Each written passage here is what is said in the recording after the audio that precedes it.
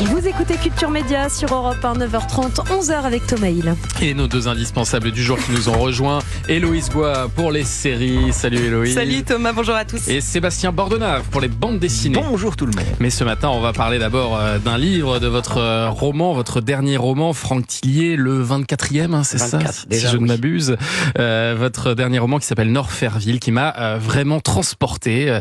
D'ailleurs, le livre est accompagné lui-même d'un billet de train qui va de Montréal à Norferville.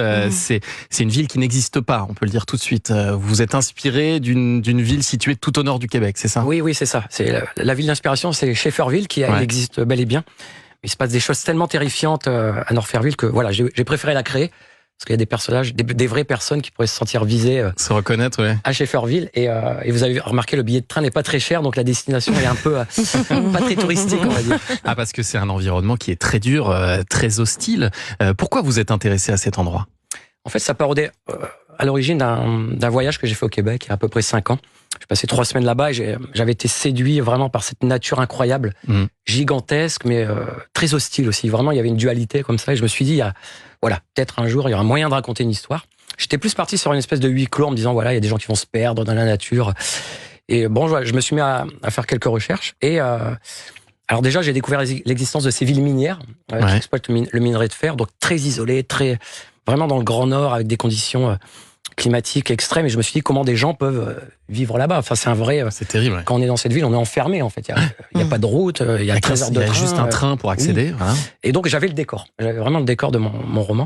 Il manquait le fond. Et puis, parfois, il y a des coups de chance dans l'écriture. Enfin, chance, si on peut dire ça comme ça. Mais j'ai découvert l'existence de ce phénomène sociétal au Québec, qui est une surreprésentation de la violence faite chez les femmes autochtones par rapport à la population des femmes générales. Ouais. Et je me suis dit, en fait, j'ai les deux éléments. J'ai à la fois mon décor, mon ambiance, et puis un sujet de fond, que je vais essayer d'exploiter dans une histoire policière. Parce que c'est une ville qui est peuplée donc d'autochtones, aborigènes, les Inuits, qui souffrent de voir leur territoire qui est toujours plus exploité, accaparé par les Blancs. Eux existent vraiment, c'est un peuple qui existe vraiment. Oui. Alors les gens connaissent par exemple les Inuits, parce que le Canada c'est gigantesque. Il y a plein de communautés autochtones, dont les Inuits, où il y a quelques communautés au Québec. Et à Shefferville, donc cette ville qui existe, il y a effectivement aussi une réserve autochtone. Alors là, quand on parle de réserve, on parle pas on peut imaginer les tentes, tout ça, mais c'est pas ça en fait. C'est vraiment un quartier dans la ville où on a sédentarisé en fait les autochtones, parce qu'il y avait du boulot, on leur dit il y a du travail. On leur crée des baraquements, on leur dit vous allez travailler à la mine, vous verrez, vous aurez de l'argent, vous pourrez acheter des choses. Et en fait, on les a un peu... ils sont devenus sédentaires, ils ont perdu un peu leurs instincts de chasseurs, puis surtout devenus dépendants en fait du capitalisme, alors qu'eux vivaient dans la nature incroyable.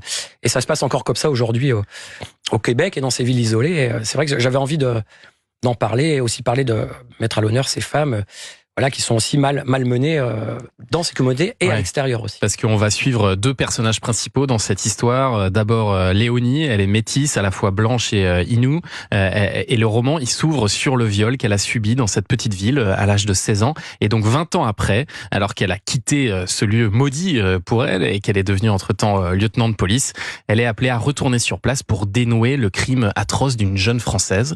Et puis l'autre personnage, c'est qu'elle va être aidée dans son enquête par le père de la jeune fille, qui est lui-même criminologue et qui débarque de France pour essayer de comprendre ce qui est arrivé à sa fille. Voilà, ce sont ces deux personnages principaux qu'on va suivre tout au long de ce livre. Oui, alors je voulais que ça reste un roman français quand même. C'est pour ça qu'il y a le père en fait qui a l'habitude de travailler avec la police sur des enquêtes criminelles. Il est criminologue, il n'est pas flic, mais en tout cas il a l'habitude de rentrer dans l'esprit des tueurs. Il apprend que sa fille est décédée dans cette ville incroyablement éloigné, très inhospitalière. Il se dit, mais pourquoi? Qu'est-ce qui s'est passé? Donc il va partir là-bas. Et ce qui est intéressant avec ce personnage, c'est qu'il est un peu naïf par rapport à ce qui se passe là-bas. C'est-à-dire, c'est le personnage qui n'y connaît rien et qui débarque là-bas. Il a même oublié son bonnet quand il débarque. Et en fait, il a les oreilles comme ça qui sont sur le point d'exploser. À qui on va expliquer les choses, en fait? À qui Léonie, le deuxième personnage, va lui dire, voilà, ici, ça se passe comme ça. Il y a telle population, il y a la météo, il y a les températures. Donc ça me permet à moi, l'auteur, de faire passer tous mes messages à travers ce personnage. Et c'est un beau duo parce que elle a connu cette ville, elle connaît les gens, mais par contre, elle est assez débutante, elle est très procédurale, alors que lui a l'habitude de rentrer dans la tête des tueurs, et donc ils vont faire un duo comme ça qui est un peu explosif au début parce que elle ne veut pas de lui évidemment. Puis on imagine lui sa psychologie, c'est quand même sa fille qui a été, c'est horrible pour un père d'enquêter. On se dit, tu vas être capable d'avoir la tête assez froide pour pouvoir faire ça.